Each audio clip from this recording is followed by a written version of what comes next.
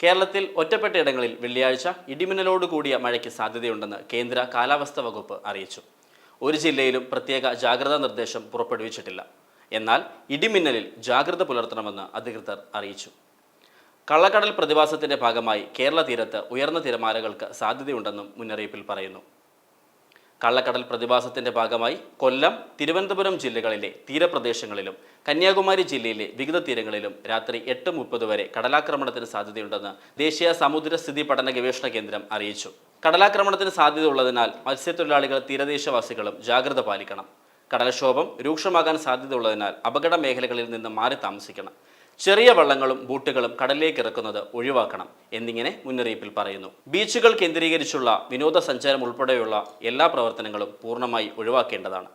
തീരശോഷണത്തിന് സാധ്യതയുള്ളതിനാൽ പ്രത്യേകം ജാഗ്രത പുലർത്തണം.